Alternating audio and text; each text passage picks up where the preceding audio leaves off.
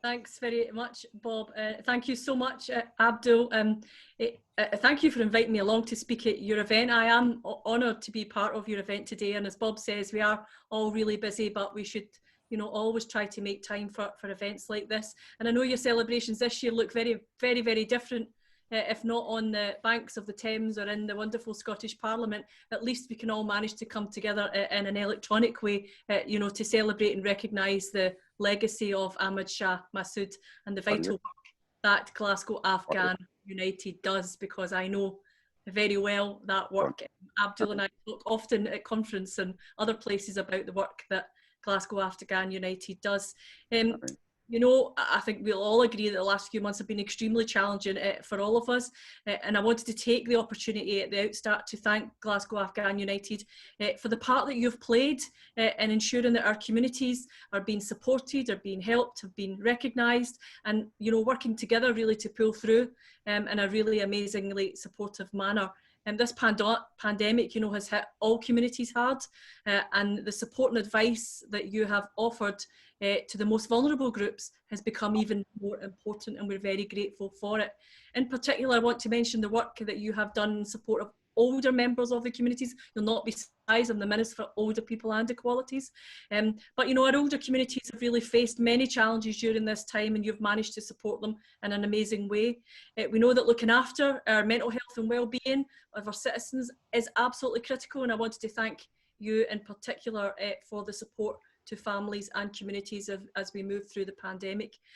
This has been, and I know this includes, providing more than 600 food parcels to those who have needed them. That's an amazing support to people when times are uncertain and people are worried about where maybe the next meal is coming from. To provide 600 food parcels is a lifeline, and you should be very, very proud of yourself.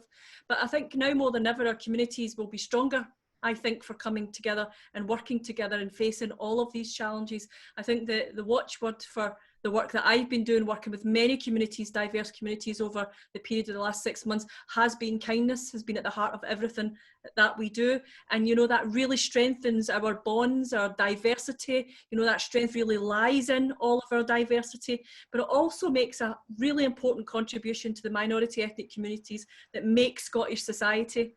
Absolutely, you're all absolutely invaluable, and you make us a wonderful nation. And I've used the analogy before that, all of the cultural diversity that we have in Scotland is all of the colourful threads pulling through a new Scottish tartan. And I quite like to see, the part that you're weaved in to our very being, and I think that's very important. But the brightest colours, because sometimes you bring the brightest mix of diversity, and that's something that I really amazing.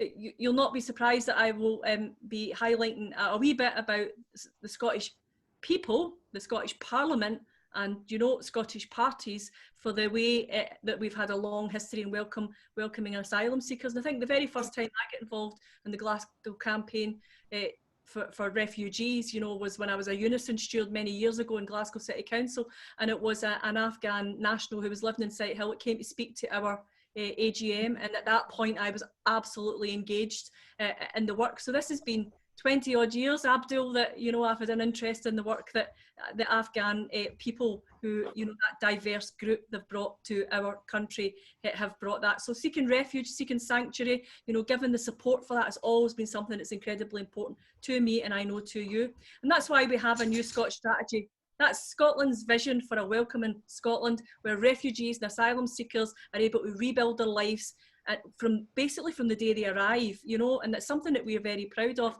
We're extremely grateful for the contribution that groups such as Glasgow Afghan United make towards that goal, because it is a goal of being that much more welcoming and supportive country. I'm really pleased to say that the changes we recently brought through the Scottish Elections Franchise Representation Act 2020 came into effect on the 3rd of August 2020. And that means everybody who's resident in Scotland gets the right to vote, something I know that is very important to all of you. Taking part in your democracy and having a say in your democracy is something that is just too valuable. So we're very proud of that. These, as I say, these changes allow everyone who's resident in Scotland who have any form of leave to remain can vote in Scottish Parliament and local government elections. And these changes allow people with indefinite leave to remain in the UK to stand in those elections and to hold office.